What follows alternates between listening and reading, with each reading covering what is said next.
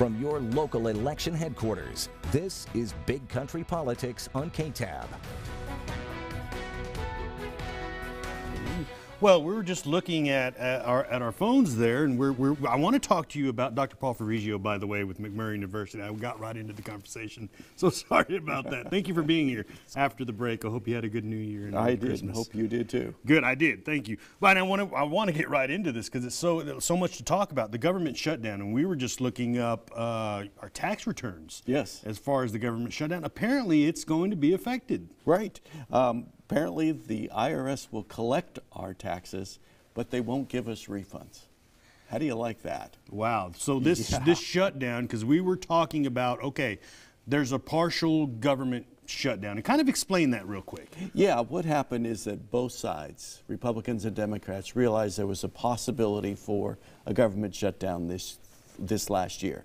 So they said, we need to get most of government funded. So they approved most of the funding for most of the government. But they left part of it unpassed. And so what we're having a fight over is that small part of it. But that small part of it is several 100,000 government employees. It involves the Department of Justice. It involves the IRS. It involves the Coast Guard, for example, Homeland Security. So things that are actually really important are affected by this. But then the next thing, and this is the bizarre thing, employees are labeled essential or not essential. So there's government employees who are not essential, which is just bizarre when you think about it. And so the non-essential cannot work. The essential employees have to work, but they don't get paid. And so that's what's happening. And really locally how it affects us, I mean, not really, unless there are some government employees who are considered non-essential and are working for free, basically, or not working at all. Yeah, or the Transportation Safety Administration. If you're flying, you will encounter government employees who are not getting paid, but they still have to work. If you have something involving the Department of Justice or Homeland Security, you're going to encounter them too. You know, people during this last time might have wanted to go to a national park. I'm sure you've heard the stories. Some of the national parks are shutting down parts of it. Others are not cleaning the bathrooms, they're not picking up the trash. So you can go into them, but there's not many facilities. So that makes it an unpleasant experience. It really seemed like if you were labeled non-essential this time around, you know it's going to happen again, a government shutdown, because it's happened so many times. You almost need insurance for this kind of work. They should be included in the Farm Bill, maybe. I mean, really, if you are a non-essential part or TSA, you're working for free. What do you do, really? You just have to plan for this. Look, this is something that's been talked about. Congress has known it was a possibility for a year. So the budget is supposed to be passed by the end of September. It clearly wasn't going to be passed by the end of September. And so we're still fighting. And here we are in January. A new Congress started on January 3rd. I want to talk about that, yeah. So, you know, this is just hanging over us. This has a potential to be the longest government shutdown in history, based on where the two sides are. All right, and we'll see how that plays out. I want to move on to, so there's some rumblings out there about, you know, people running for president already, or already maybe not announcing quite yet, but they're doing some things to make others believe that, oh, hey, this person, maybe there's an exploratory committee or something like that. Some people are already exploring, basically. Right, and Senator Elizabeth Warren has already announced on January 12th, Julian Castro, is it Julian or his brother Joaquin? Julian is going to make his decision whether he's going to run or not. About that yesterday. Former Secretary of Housing and Urban Development from San Antonio.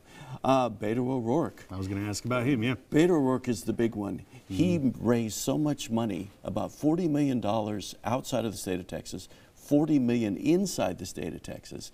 He, if he decides to run, is going to get a lion's share of attention and resources. So other people are waiting to see what he's going to do. There always seems to be every presidential election that person who sticks out, and he seems to be the one right now. He seems to be the one right now. 4 years ago was Bernie Sanders. Yeah. Bernie Sanders now is dealing with the fact that many of the women who worked in his campaign 4 years ago are claiming sexual harassment. And he said he didn't know anything about it. So Bernie Sanders is part of the establishment now. Beto O'Rourke is one of the new upstarts. Also, Joe Biden. Is Joe Biden going to run for the third time for the presidency? He's 76 years old. Is that something that he really wants to do? He was unsuccessful his last 2 times. Is he going to run this time? We'll see. We'll see. We'll see how that plays out. Still a long time to go, and others will jump in. Somebody will make a great speech somewhere, and then they'll be the front runner, I guess. That's the way it works. And we need to remember that the debates on the Democratic side are going to be starting possibly in May.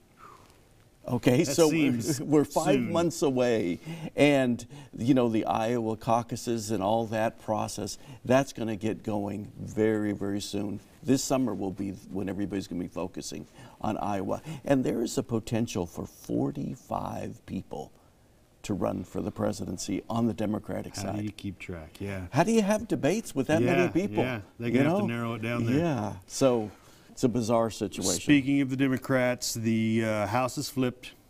U.S.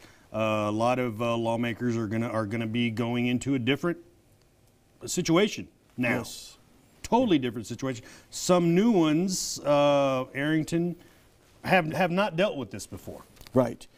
The House of Representatives operates by majority rules. So the majority makes the rules. If you're in the minority, you sit there and you say, "Hi, here I am," and you're just going to be ignored. And that's the way the House has always operated. So the Republicans have been in charge since 2010. They've made the rules. The Democrats have been forced to the sidelines. Now it's going to switch. So all of these Republican congressmen who've been elected in the last several years, including our own Jody Arrington, are going to have to deal with life in the minority, where their wishes, their desires, their wants are going to be ignored. They don't have the votes. You don't have the votes, you're not getting any place at all. It's going to be tough. If Arrington would have taken the farm bill in this kind of House coming up, nothing. It would have been ignored, you think? I mean, it would have been a much different process. It's still, the Farm Bill has a unique, it's actually a unique bill because it unites Republicans and Democrats in rural America. Yeah. And everybody realizes we need it. So therefore, you still have to work through the process. There's actually much more bipartisanship with the Farm Bill than there is anything else. But it's still, simply because it would have had to go through a Democratic House, it would have been a much different bill in the end. All right, another one of those things to watch for. When we come back, we've talked about national government. We've kind of talked about, and we didn't get the Texas government. However, when we get back, I want to talk to you about local government because there's some big things happening there as well, all right? When we come back on Big Country Politics.